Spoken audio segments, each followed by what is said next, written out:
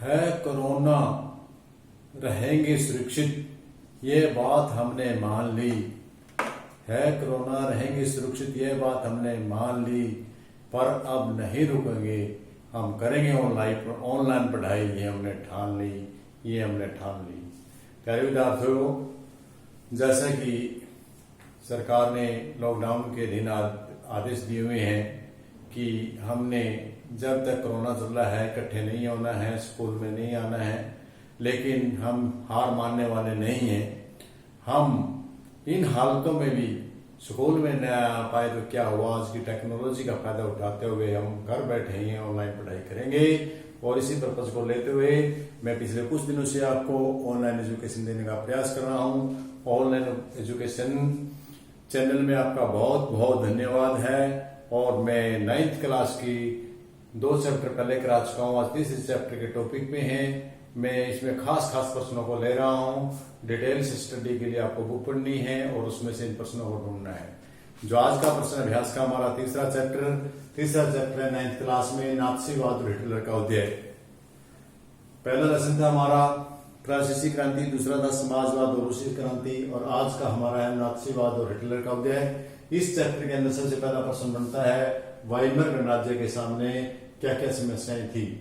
Weimar गणराज्य बना तो उसके सामने बहुत सारी नई नई समस्याएं हुई थी। वे कौन कौन सी समस्याएं थी उनका जिक्र करेंगे हम। प्रश्न आसान है लेकिन आपने ध्यान देना है कि वाइमर गणराज्य जब बना तो उस टाइम जर्मनी प्रथम विश्व युद्ध में हार गया था, और हारा हुआ जो साम्राज्य हार गया हुआ प्रथम विश्व युद्ध में जर्मनी हार गया था। और हारे हुए जर्मनी का उस समय जर्मनी का सम्राट कौन था? केसर विलियम द्वितीय, ये शासन करता था जर्मनी में। और जिस टाइम युद्ध में हारने के बाद इसके सैनिक मारे गए तो युद्ध छोड़ करके भाग खड़ा हुआ था, छोड़ गया था। और उसके युद्ध छोड़ने के कारण वहां पर वाइमर गणराज्य की स्थापना की गई थी। कुछ लोगों का एक संसदीय प्रतिनिधित्व बना करके राज्य चलाया गया था, नया राज्य नहीं बनाया गया, राजतंत्र नहीं बनाया गया। तो लेकिन जो गणराज्य तो इन्होंने बना दिया, जिसको हम वाइमर के नाम से जानते हैं, लेकिन उस गणराज्य के सामने बहुत सी समस्याएं पैदा हुई। वे समस्याएं कौन सी हैं उनका जिक्र करेंगे हम।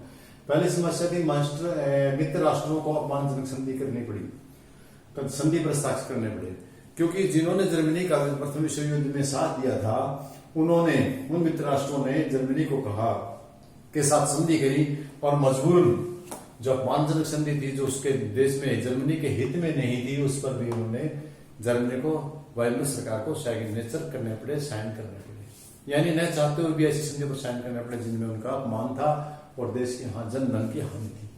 नंबर 2, क्षतिपूर्ति के लिए मित्रों को धन देना पड़ा।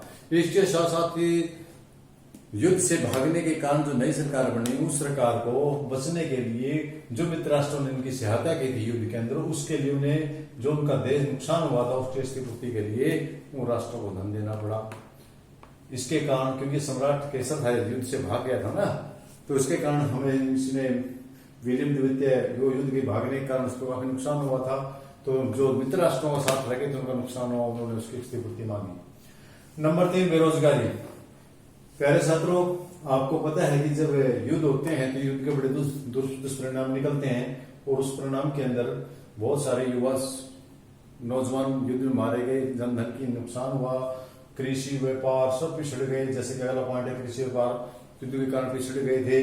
तो वाइमर के सामने बड़ी बड़ी चुनौती आ गई थी, बहुत बड़ी समस्या थी कि कृषि को कैसे संभाले, उद्योग को कैसे संभाले, व्यापारियों को कैसे संभाले।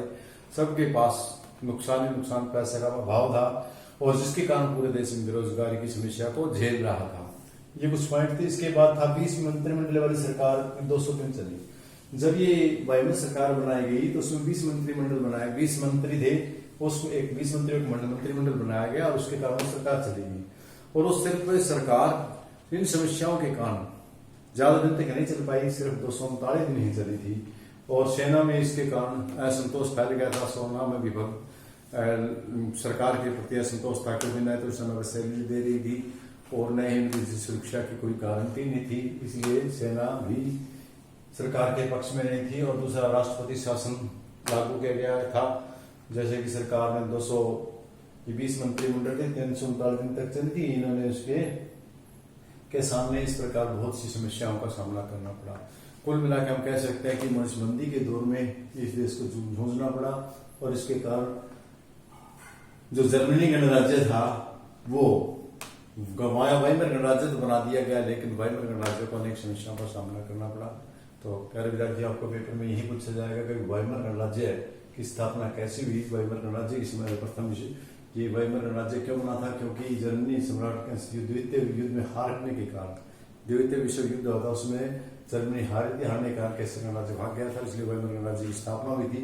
और उस स्थापना के कारण कौन कौन सी समस्याएं, वे ये समस्याएं हैं जो हमने निम्नलिखित पर चर्चा की। तो मुझे उम्मीद है आज का प्रश्न आपको अच्छे से समझ में आया होगा और करेंगे। तो आज के लिए काफी रहेगा, छोटे छोटे टॉपिकों में ही आपको ये पाठ करने हैं।